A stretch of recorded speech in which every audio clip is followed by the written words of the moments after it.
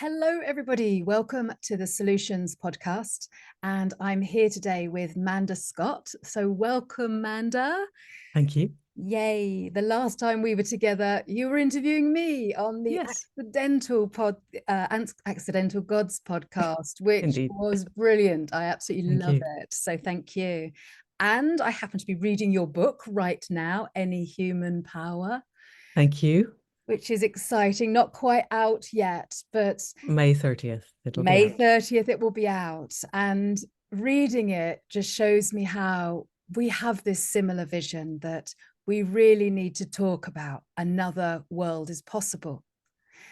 We don't have any Hollywood blockbuster films or books that No, show no, us no. that another future is possible. And how to get there. Not Exactly. just that it's possible, but that we could do it from here, exactly where we are. We could get there. No, you're right. If I have this dream, if every producer of television, film, movies, everything could only get scripts that were predicated on current system is broken, a new system is possible. Here are steps, some steps we could take towards that.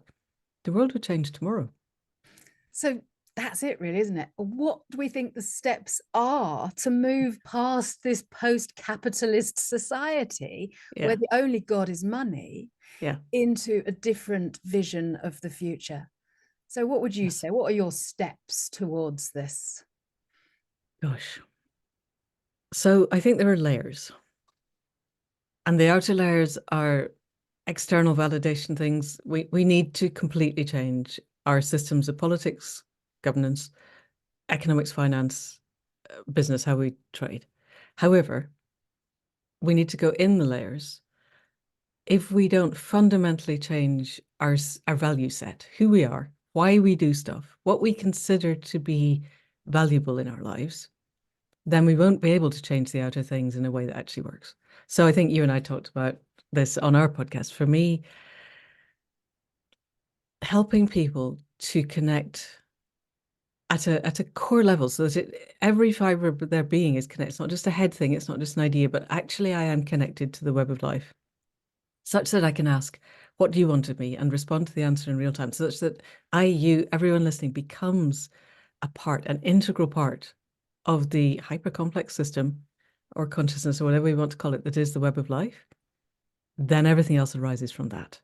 I could talk for ages about how we could change the political system, the economic system, the business system, all of those things, and they definitely all need to change. But I think if they don't change from that inner core sense of being and belonging, then we're sunk. Francis Weller, I recently read an article by him, and he was talking about the trauma culture versus the initiation culture. He trained a lot with Malidoma Some, and he's a trauma therapist. So that the original trauma in the Western educated, industrial, rich, democratic, weird cultures was probably 10, 12,000 years ago. We wouldn't have got agriculture if we weren't already suffering a schism from the all that is, because you can't own land if you're a part of the world. You can't harness ox and beat them until they pull a plow if you and the ox are inseparable. So agriculture is a symptom rather than a cause, I think, but it accelerated then the separation.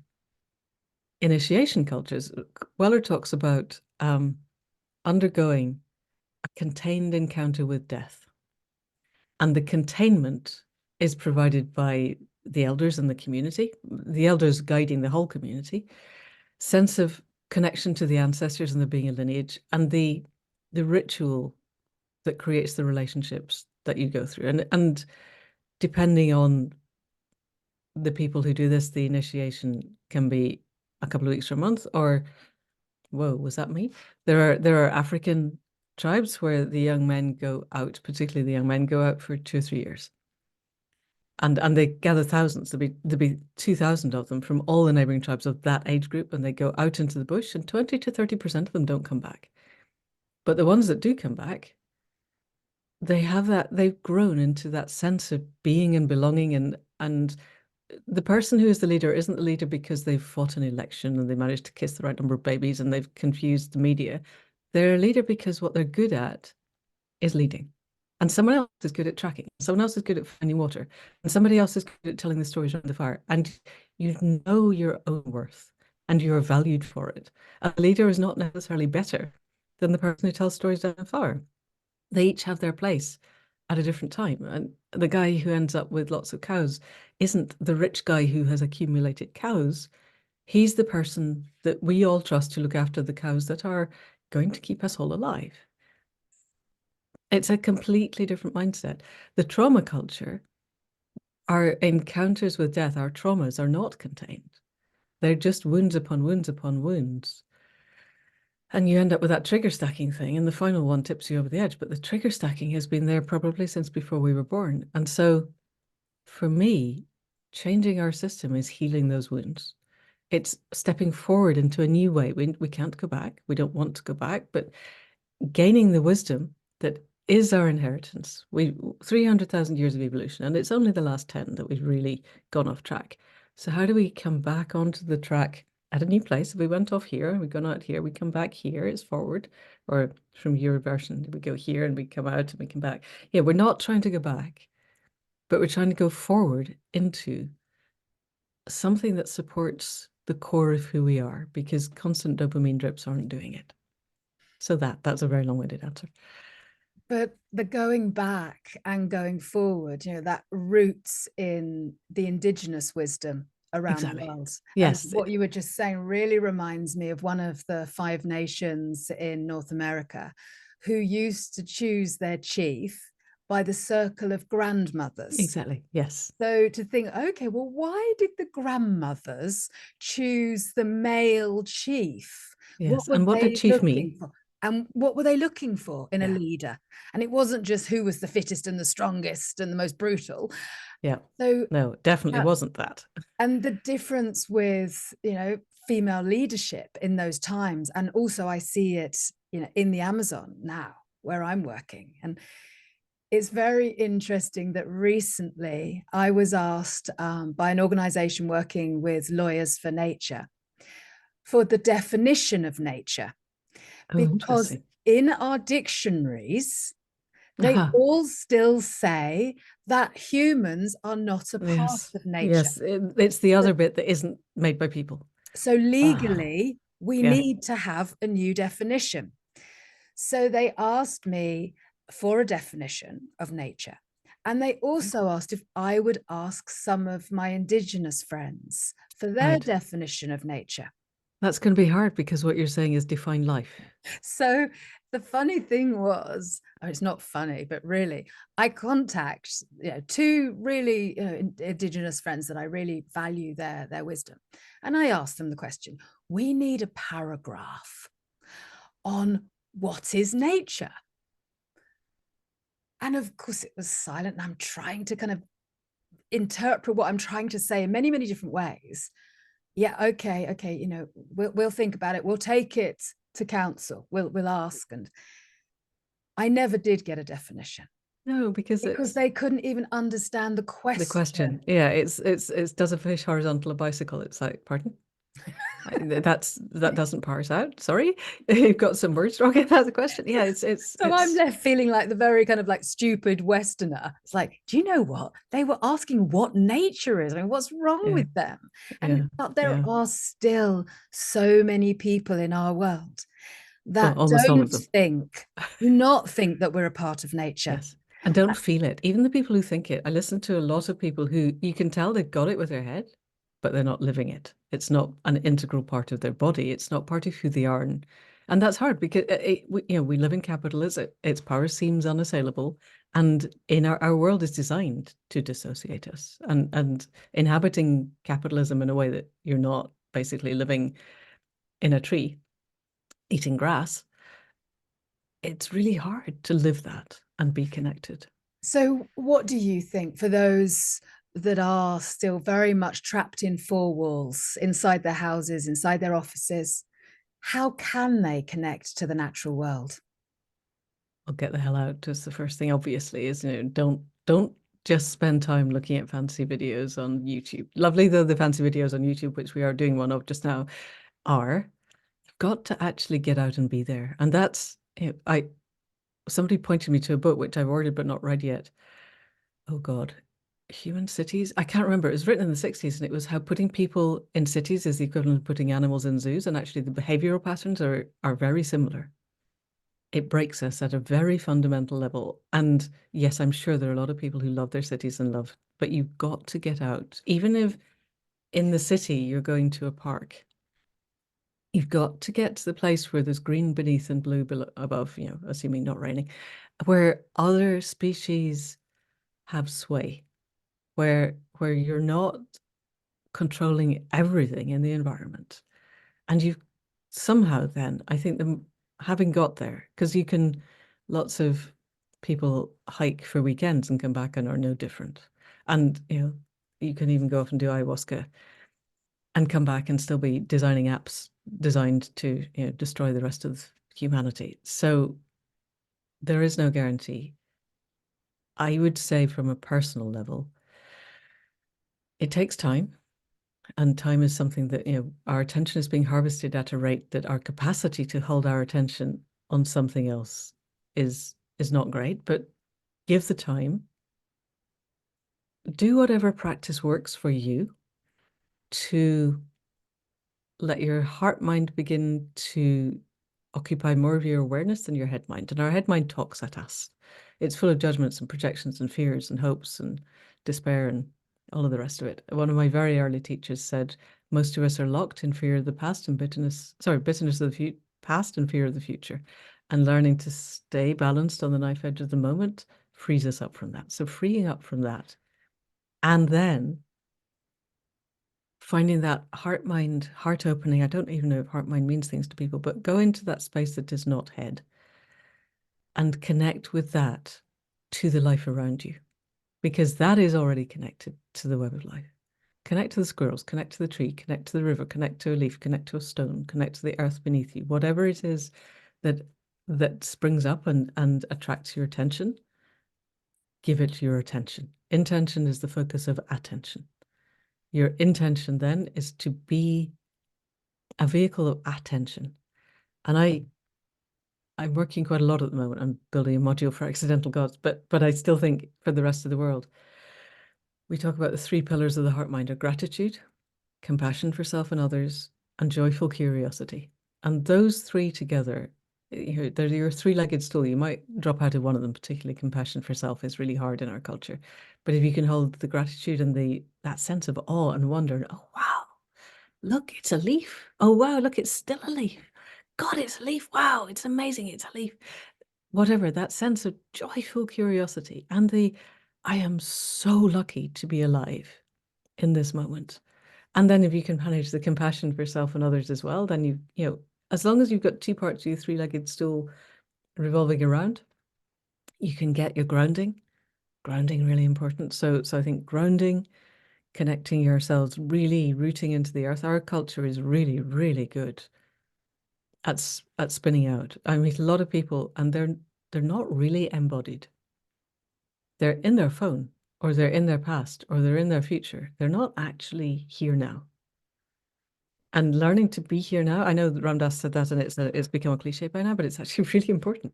Live in this body here, physically. Be here in this body. Not, we are embodied beings. Live it. You will be dead soon enough. Live that, connect to the earth, and then connect to everything else. Being Long again. present, that's what Yeah. it comes down to, isn't it? It's like Yeah. if we look at the natural world, there is this presence. Yes. And somewhere along the lines, I was learning about it takes 20 minutes of sitting still in nature for the natural world to change its baseline. Right. So Right. humans, not only are we always busy and moving, also our minds are so busy. Yeah. And that noise on all the wavelengths, Yeah. nature, if you can imagine, it's on constant alert. Humans are generally either walking through their landscape or moving around or doing something. But the difference when you just sit without being on your phone and Yeah. observe, really deeply observe, and having a sit spot where you can return Yes. to regularly throughout the seasons, Yeah.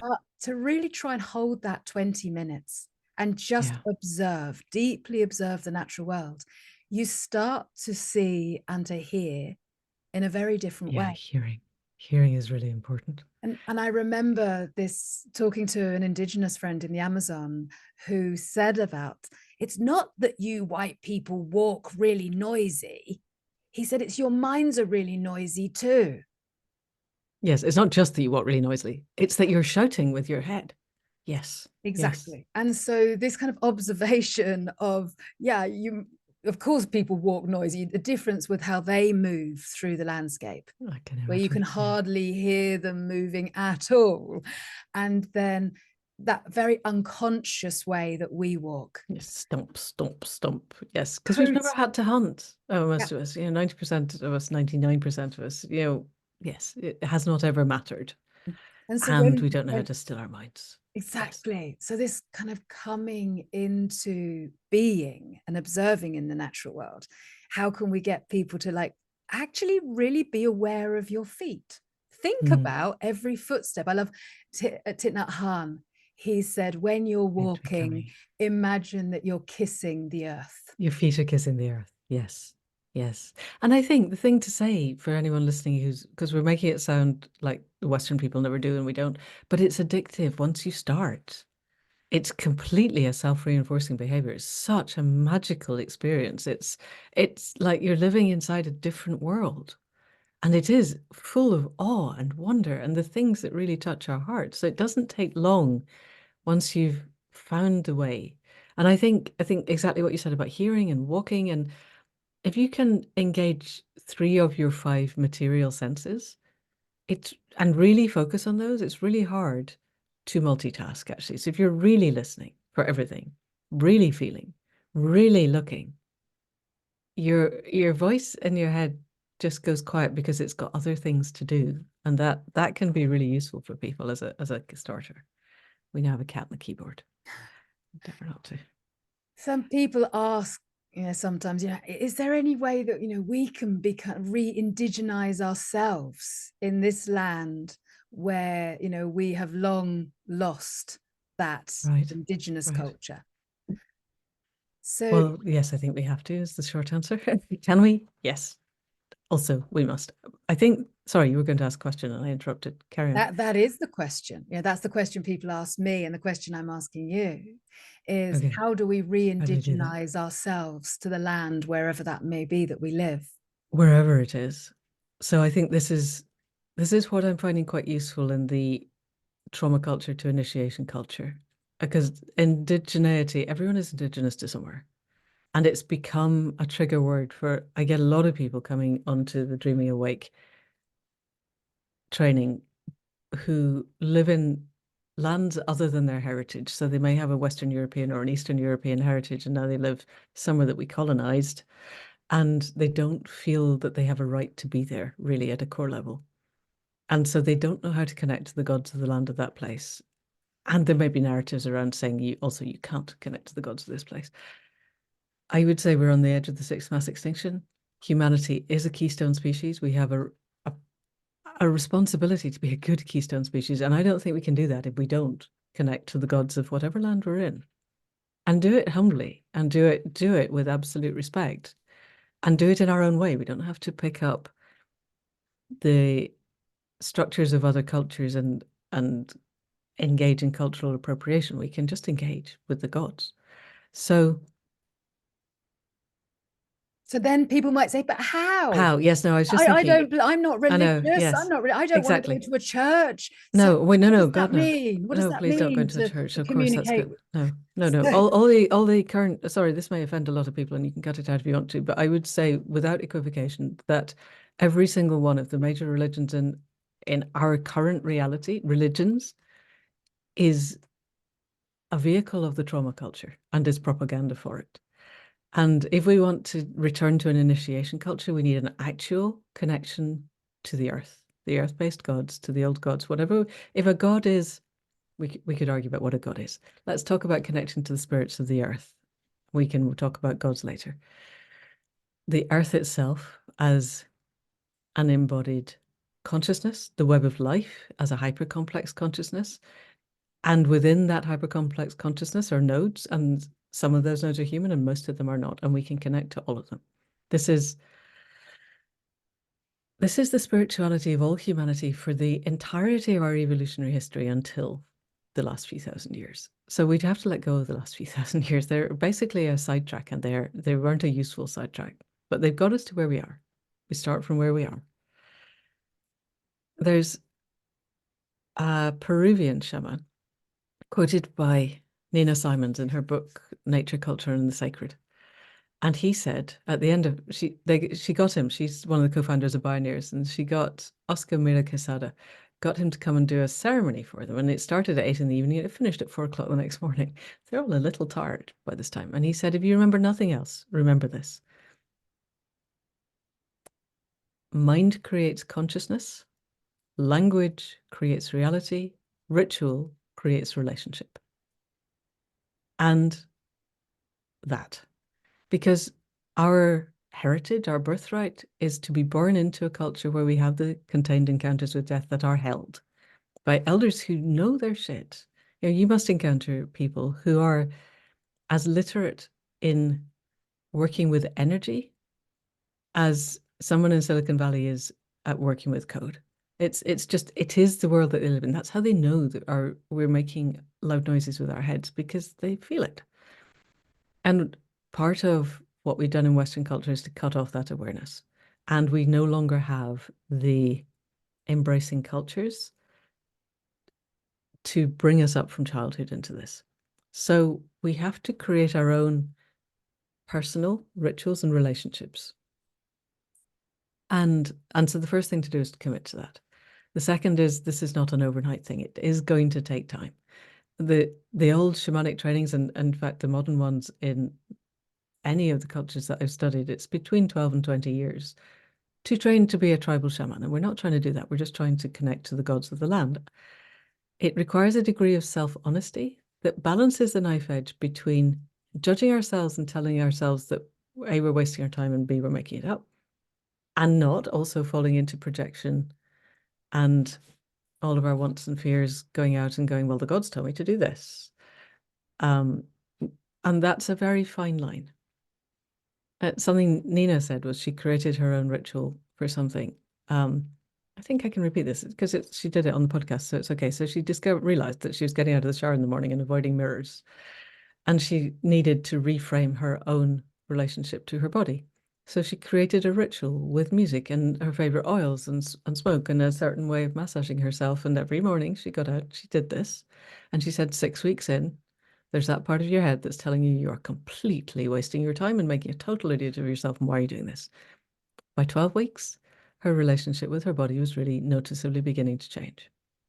It takes time, and it takes commitment, and it takes, you can't switch off. All parts of us are welcome here. There is going to be the bit of our head going, really? You could be cruising Instagram. Why are you doing this? And all the rest of you going, because I'm healing. And this is what healing feels like. And it can be slow, but it's worthwhile. And yay, look, I'm doing it. And 12 weeks, maybe longer. It can take a very long time sometimes. But the commitment to that changes who we are.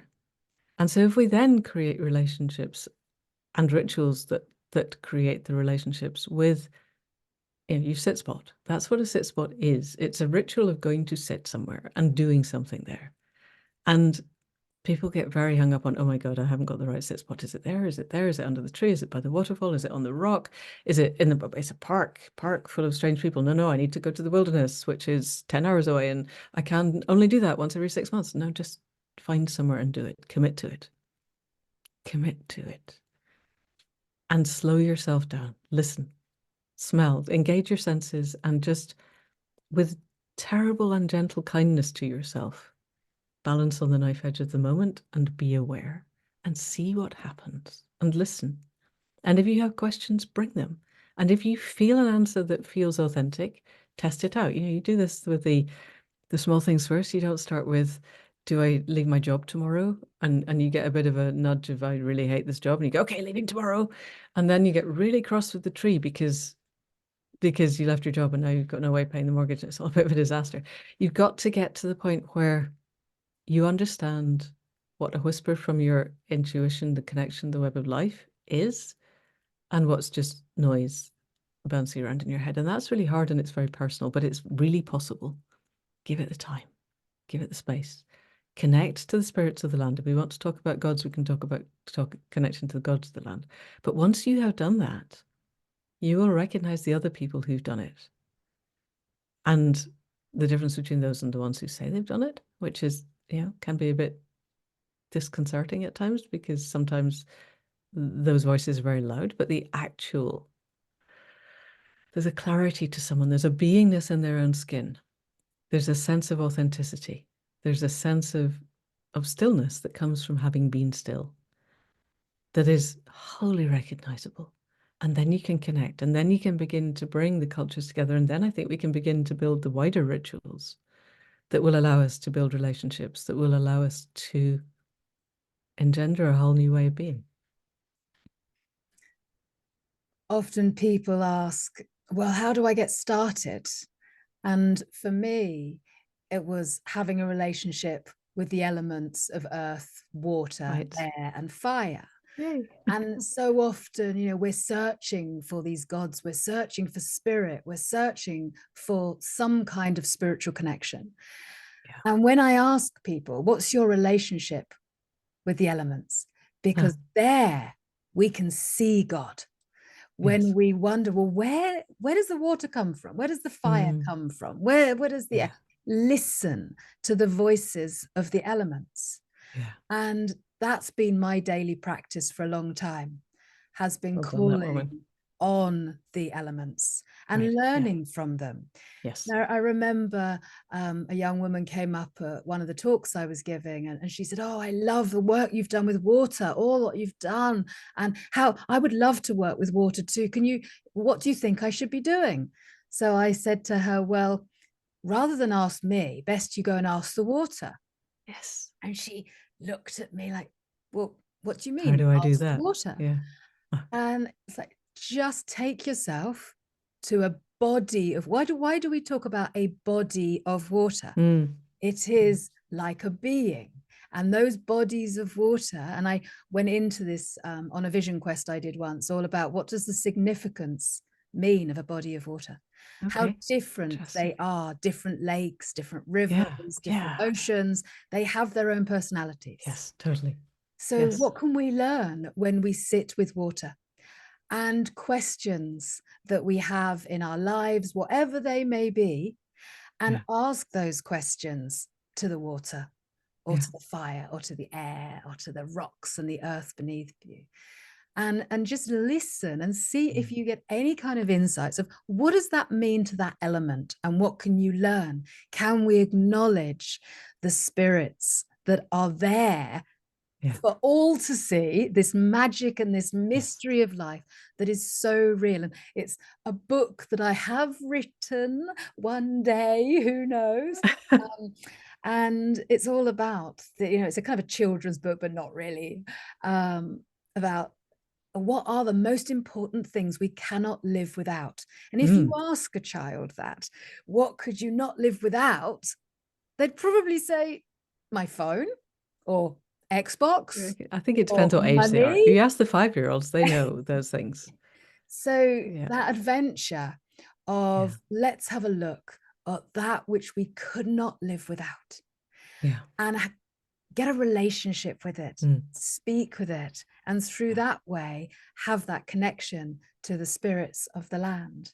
But let us have this as our final question then. Your definition of the name of your podcast, Accidental Gods, and what does the word gods mean to you? Okay, since you asked. So we've just established that everything has a unique spirit. Bodies of water, trees, hills, mountains, red kites. And yet, some of those had a lot of attention, intention being the focus of attention. They had a lot of focused attention from people. And when an energy has a lot of human focused attention, it becomes a god. Is the really simple answer to that. So if over the centuries, enough of us were to engage with the spirit of the hill on which I live, it would ultimately become a god. And then, and gods have everything that is energy has its own agency. There is something unique. I mean, maybe that dolphins create dolphin gods. We don't know that, but we know what we create the human gods. Um, there is that unique thread from heart to heart, and providing that remains uncontaminated, providing the essence of what I offer and what it requires and what it gives is clean, then that's grand. It's just that, particularly in our trauma culture, some of those have got very warped. I would say that the link between humanity and the gods is very warped. I do not believe that anything that is the essence of the land would require, for instance, that we kill something, human or otherwise, in its favor. That's just not a thing. That's part of the trauma mindset. We can offer of ourselves time, effort. I will not eat and drink for however long. I will sit under this tree. I will connect with you. I will walk for hours. I will do what is needed to strengthen the connection between you and me. And I think in our modern culture, but not just our modern culture, there are ways that can become quite masochistic, and it doesn't need to. I just don't think it needs to. I think that again can be. I think if we have a heart-to-heart connection, I have never yet been asked anything from the gods that I work with that I wasn't able to give. There were quite a lot of things that I at the time was like, really, you want me to give up alcohol? Are you sure about that? Could I not just have a drink on a Saturday? No, all alcohol, really? Oh, hmm. But actually, having done it, it's like, oh God, why did I not do that sooner? In the moment, it was hard and really, you want me to do that? No, I'm not a happy bunny. But afterwards, like, oh dear goodness, why did I not do that a decade ago? Um, so I think that's for me the nature of the to and fro. It becomes a reciprocal relationship, and it needs to be reciprocal. And what I give is my love and my awe and my wonder and my unbending gratitude. And what I am given is advice and support, and we can use the gods as a kind of lens through which to connect with the all that is, because I think this is one of the things that certain gods have done very cleverly, is to conflate themselves with the all that is. And that's ridiculous. The all that is stands outside of space and time and just is completely unmitigated compassion. Gods can be quite complex. Gods can have opinions. Gods are not always wise. They can do things that we can't do, but because they are emanations of human interaction with other things, they can have quite human characteristics, and they're just not always that clever. And they are to an extent locked in space and time, and the all that is absolutely isn't. But we can make a link through from my heart to God heart to the heart mind of the universe, but I can also make a link direct to the heart mind of the universe without the God. So I think indigenous cultures understand that gods have a place, but they don't try and pretend that they are somehow all-knowing and all-powerful. We have, again, in our trauma culture, a tendency to project the nastiest characteristics of our parents onto some kind of judgmental deity, which creates its own psychoses. That's just not, we don't need to go there. Connect with the gods if you want to. I think when I teach the shamanic students for the first 5 years, I really would recommend that they not do that, because until you've got the discernment, the capacity to understand first of all, to understand within yourself the difference between genuine connection and projection, which can be really hard. And then also through that to be able to discern the difference between something that comes with your best and highest good and something that's basically got its own agenda. And there's plenty of things that have their own agenda, and some of them are gods. And that's not necessarily a clever thing to hook into. So I think, again, in indigenous cultures, that you learn this as you learn to walk. It's just a part of being. And we spend a lot of time thinking we know it. and then discovering that we didn't the hard way. Often, I speak from experience, and the hard way is quite hard. So, don't repeat the mistakes we don't have to. Connecting with the spirits of a river, Yeah. a body of water, a tree, a rock. You don't need anything more. You could spend the whole of your life learning from the loch on the hill, and it would be an extraordinary and wonderful and amazing thing. We have that Disney wish for big and bold and bright colors and stuff, and we don't need that. Mm. Let the stone teach you, let the wren teach you, let the river teach you. Learn from it. I think humility and awe and huge gratitude just for being alive. I think one thing that I found people find useful, maybe your listeners, maybe not, is remembering that we all came from hydrogen. We don't know what happened before the Big Bang. Let's not speculate, but we all started as hydrogen.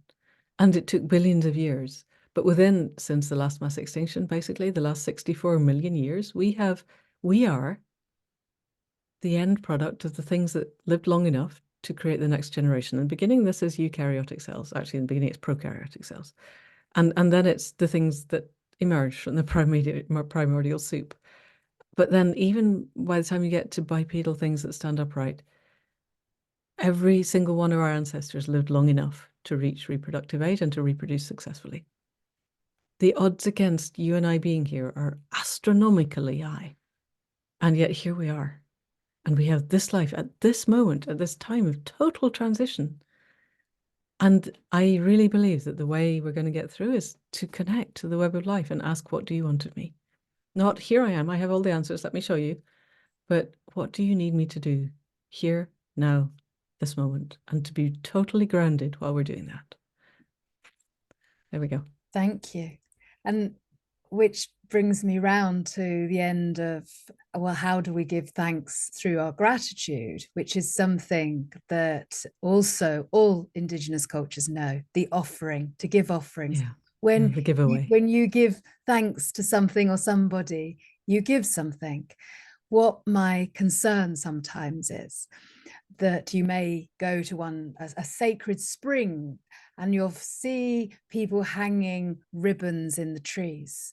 Right. And on one side, Or people throwing have tobacco this in. idea of the giving of something that actually is not biodegradable, may not rot down.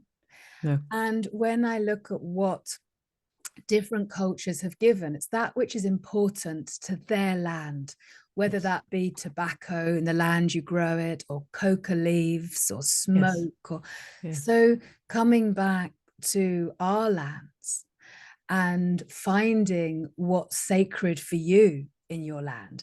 What I've found to be a really simple, easy offering, if I find myself in a beautiful, magical place and I think, wow, some amazing spirits of the land here, or a body of water, I run my fingers through my hair. Exactly. And gives them A a piece hair. of hair comes out and I Yes. say, okay, here Yes. is some Yes. essence of That's myself. really interesting. That's what I do too. And I I've want to got give very short thanks. hair. It's like, yeah. So Yeah, I make sure I've got 3 hairs, and that can take a while. And you notice that you've taken it out. At least I've got quite short hair, so it's you notice and you give that. This so is a part of me. exactly. And so I think coming back into that, the acknowledging of the elements, of the lands, of spirits, of this great mystery, and being able to say thank you for life. Thank Yes. you to the water. What would it be like Yes. without that? And Yes. just that moment of giving thanks to the land Yeah. creates this deeper connection for It us all. really does. So I think Yes. all of these are these ways to, re-indigenize ourselves Yeah. and to find that which moves us on. And my final thought is Joan Baez, the great singer, and she I know says nothing. she had a saying which said that action is the antidote to despair. Okay. Right. And so many people who are in despair at this time, they feel overwhelmed by the state of the world. It all seems too big and they're one person and they can't do anything. Mm. So by taking action, whether that be physically doing something or Or spiritually emotionally. connecting or Yes. emotionally, Yes. all of these different levels, we Yes. need to take action. And Yes. by that action, we can address and move through any feelings of despair that we may have. So thank you, Manda, Thank you. That's for been coming fantastic. and chatting here with me on the Solutions podcast. And yes, so again, a plug for your book, Any Human I Power. have a copy here. Look, I only have the advanced copies to Any Human Power. Looks like Yay. this. Thank you. We could put a link in the show notes, maybe. We will Because indeed. it's a very spirit-based book, but it's also uh, a political thriller and an agency. And yeah, I'm hoping it's crafting a roadmap that many, many, many people can follow in their own ways. Because the question is, we need to move from We where just we do. are now to a Yes. different world. So Yes. the steps to Yeah. get there from here to there, To a you are future that we helping, would be proud to leave behind. yeah, How creating do we those get there? roadmaps. So And thank accepting that the current system is broken and we're not going back to a place. We've all got this kind of place, it's usually in our 30s, however old we are, it's in our 30s, where life was okay and it's good and we want to get back to that and it's not going to happen. I think accepting that and then, okay, so what can we go forward so that the generations down the line look back at us and go, yeah, they did it. and to move on from the concept of sustainable Oh, to please, we yes. want a future that is thriving, that is Yes. flourishing, where Yes, we are exactly. in harmony with all beings that we share this planet with. So Yes. Thank thank you. you. And Thank you. until the next time, Definitely. That's grand. Thank you, Nicola. That's been lovely. bye bye.